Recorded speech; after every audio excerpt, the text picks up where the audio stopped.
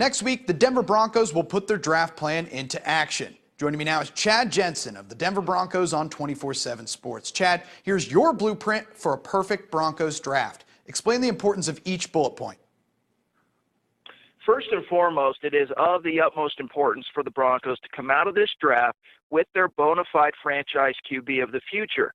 After all, Joe Flacco is 34, and top 10 picks don't come around all that often in Denver.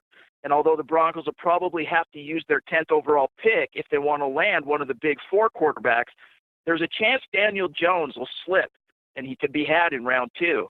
Day 2 and day 3 quarterbacks like Jarrett Stidham, Will Grier, Brett Rippon, these guys might not scream franchise guy out of the gate, but each one possesses the tools to be developed behind the offensive coordinator in Denver, Rich Scangarello.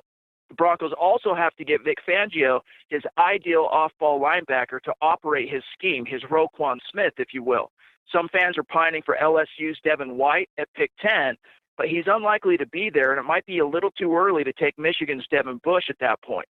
Other options in round 2 and round 3 include Alabama's Mack Wilson, NC State's Jermaine Pratt, and even a little later, the Utah Utes duo of Chase Hansen and Cody Barton. And lastly, the Broncos have to bolster their offensive line depth. Projecting the starting 5 in Denver, everything looks solid on the surface and on paper, but if any one of the starters goes down, the Broncos have zero depth on the interior and at the tackle position. A few guys to keep an eye on in round 2 include Kansas State's Dalton Reisner and Boston College's Chris Lindstrom, both of whom project as interior players that the Broncos have shown interest in and fit the scheme.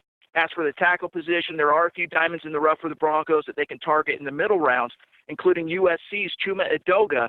And if the Broncos want to wait a little bit longer, keep an eye on Missouri's Paul Adams. Once again, another phenomenal scheme fit. The Broncos have to restock the cupboards on the offensive line, especially later on in the draft.